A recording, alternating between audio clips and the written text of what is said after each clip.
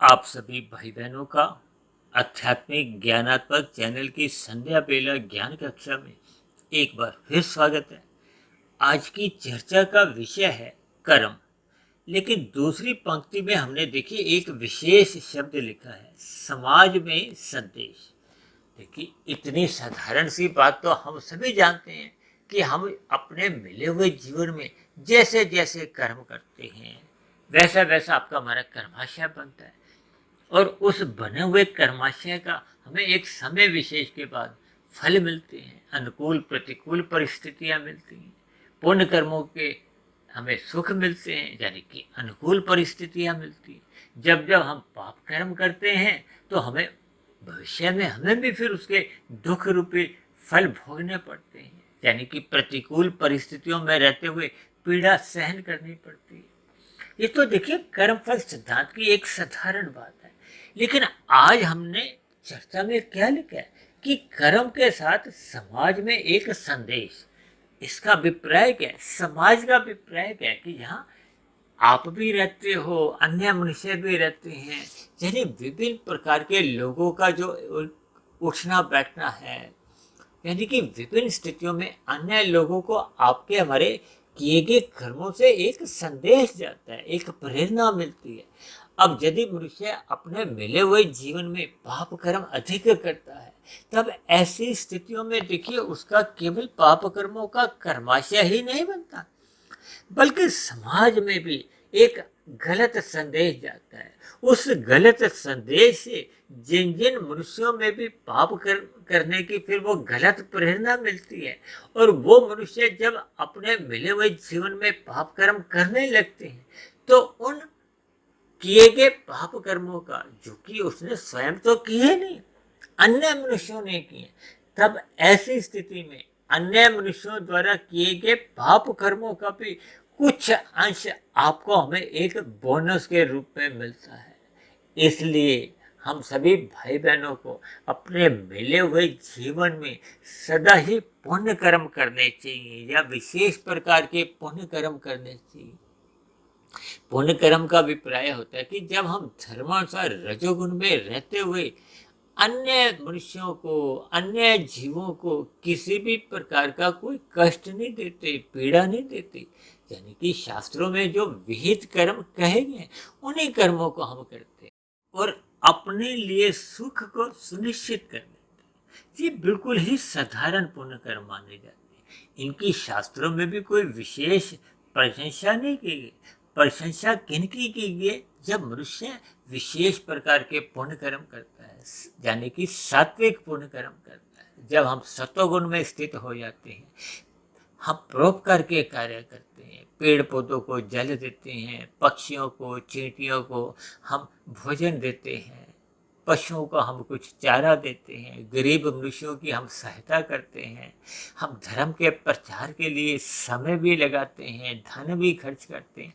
तो ये सभी विशेष प्रकार के पुण्य कर्म जब सकाम भाव से किए जाते हैं, यानी कि पहले अन्यों का भला हो, फिर उसके बदले में परमात्मा भी मुझे सुख दे, तो ये सभी विशेष प्रकार के पुण्य कर्म माने जाते हैं। इनको सात्विक पुण्य कर्म भी माना जाता है। तो ऐसे पुण्य कर्म करने से भी समाज में एक अच्छा संदेश जाता है, अन्य मनुष्यों को भी पुण्य कर्म करने की एक प्रेरणा मिलती है, समाज में एक सात्विक वातावरण बनता है। उस सात्विक वातावरण में एक भाईचारा बनता है। भाईचारा उत्पन्न होने से परमात्मा में भी आपके हमारी एक विशेष प्रकार की एक लगाव कहो, रुचि कहो, प्रीति कहो, वो जागने की स्थितियां बनने लगती। कुल मिलाकर जब जब हम परोपकार के कार्य करते हैं तो समाज में अन्य मनुष्यों के लिए भी एक सही संदेश जाता है। तब ऐसी स्थिति में जब अन्य मनुष्य भी फिर वो परोपकार के कार्य करने लगते हैं, तो उसका भी फिर हमें देखिए कुछ अंश में हमें भी लाभ मिलता है, हमें भी फिर अनुकूल परिस्थितियां मिलती हैं, हमें भी एक उन किए गए उनके पुण्य कर्मों का हमें कुछ लाभ मिलता है। ये सभी स्थितियां देखिए प्रत्यक्ष रूप से शास्त्रों को पढ़ने से समझ नहीं आती, लेकिन जैसे जैसे हम शास्त्रों को बहुत ही गहरे तल पर पढ़ते हैं, सैद्धांतिक बातों का हमें समझ आने लगती है, तो फिर इन सभी सूक्ष्म कड़ियों का भी हमें बोध होने लगता है।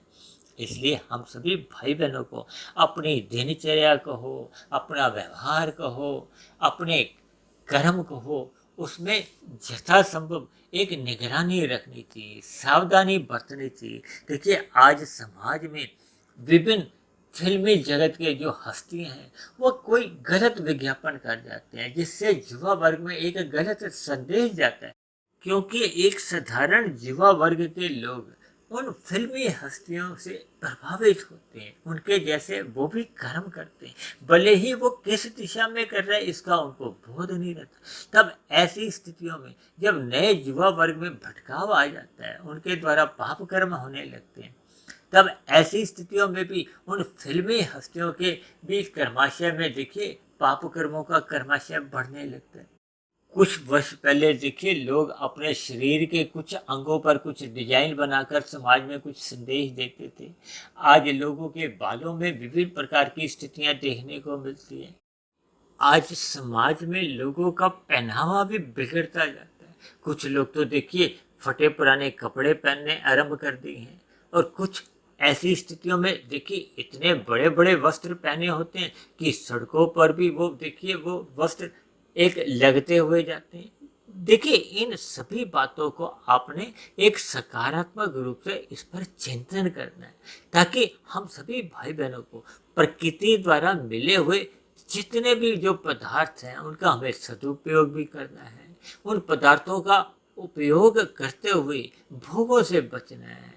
हमने अपने जीवन में दिनचर्या कुछ ऐसी सात्विक बनानी चाहिए कि समाज में अन्य मनुष्यों के लिए एक सात्विक संदेश जाए, अन्य मनुष्यों के जीवन में एक सकारात्मक परिवर्तन आए, ना कि ऐसी गलत गतिविधियों में अपने जीवन को ढालना है जिससे समाज में भी देखिए एक गलत संदेश जाता है, भले ही वो खान पीन का हो, पहनावे का हो, या अन्य स्थितियों पर जिस पर आप स्वयं ही गहन चिंतन करें, ताकि समाज में युवा वर्ग में, युवा से छोटे किशोर अवस्था के बच्चों में, या समाज के छोटे छोटे बच्चों में भी एक अच्छा संदेश जाए, उनमें एक सात्विक स्थितियां उत्पन्न हो, उनको परमात्मा का ज्ञान विज्ञान समझने में अनुकूल परिस्थितियां मिले। कुल मिलाकर हम सभी भाई बहनों को अपने मिले हुए जीवन में कर्म करने से पूर्व इस बात पर विचारना होगा, चिंतन करना होगा कि आपके हमारे द्वारा किए गए कर्म समाज में क्या संदेश देते हैं।